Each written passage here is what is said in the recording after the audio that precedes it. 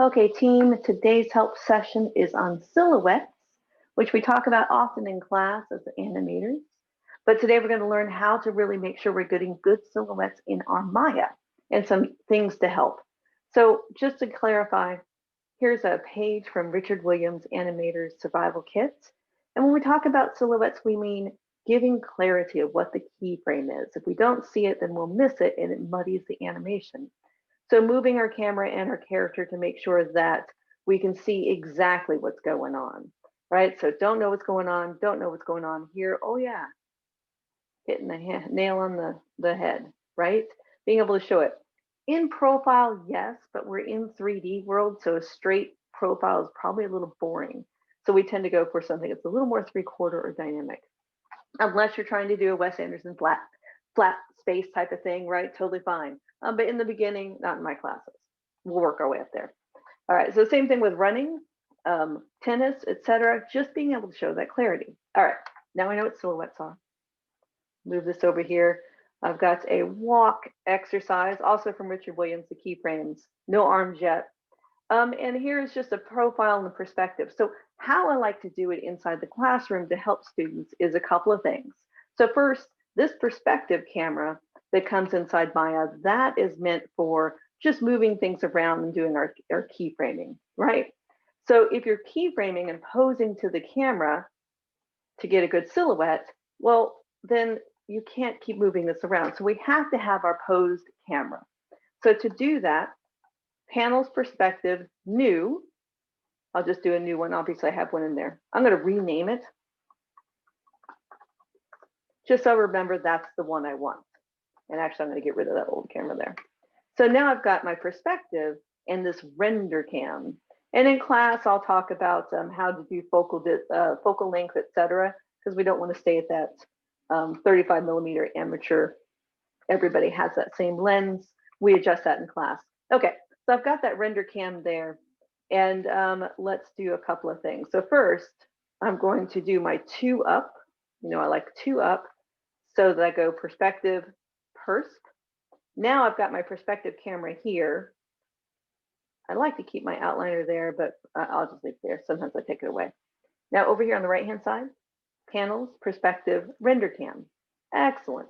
So now this camera, perspective, is going to be for me to animate in. This is what I'm posing to. So I'll go to view, camera settings, turn on resolution gate. Not the right gate. We're going to assume that's the right size. No, I'm going to fix it. Look, it's like 640 by some number I can't even read. Windows, rendering editors, render settings. Let's get a nice camera size there, image size really. Camera's kind of a different concept. So Windows, rendering editors, render settings, image size. All right, let's do an HD 1080. See that change there? Now we're talking. All right, so now I can set this up.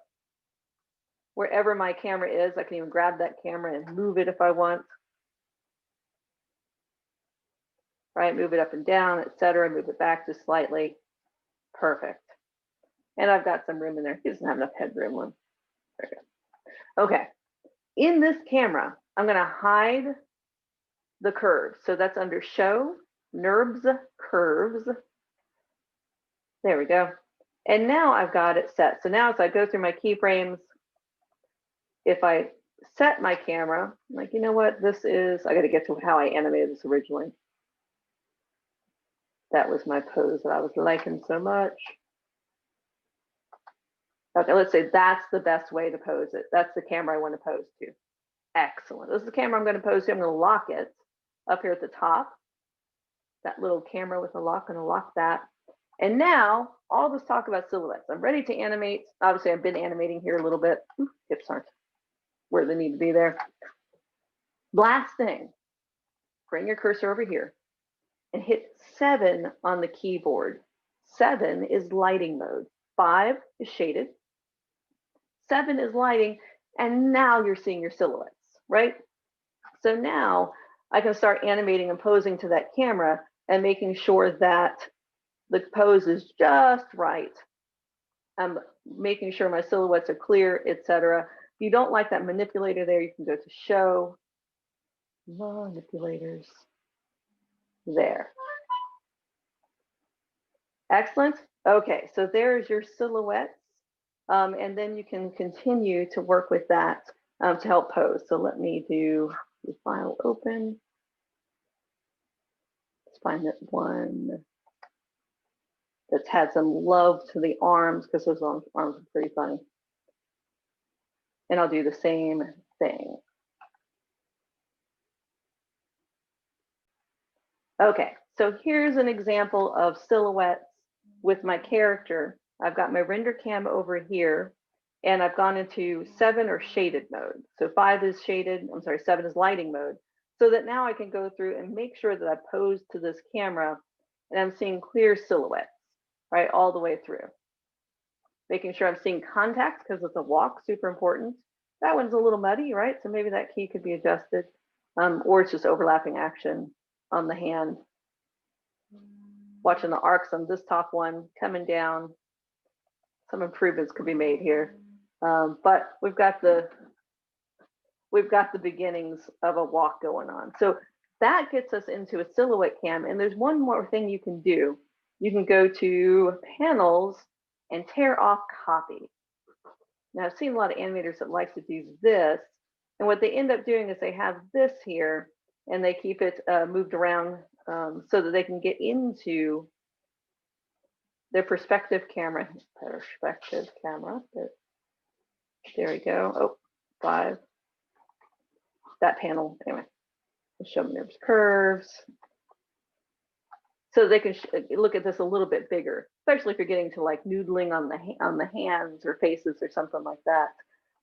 Hair, for instance, you might want to get in a little closer and then have this as a copy hanging out there. So let me move it away so it's not underneath my face up there. So that gets us through silhouettes. So again, so that we can have clarity and see our 3D things. Just because we're here in 3D doesn't mean we can't look at our silhouettes. And one last thing about posing to the camera, in some rigs, you can also take the arm and stretch it out and move it towards the camera. I'll do another tutorial, I think, with an exercise for that one, because it doesn't have to be. We're not in a game, right? So the camera's not going to rotate around because of our player, rotating around the animation. We're posing to this camera, so you can break the rig and pull things close to the camera to get some really cool foreshortening and things like that. As long as it looks good in the frame, you're good.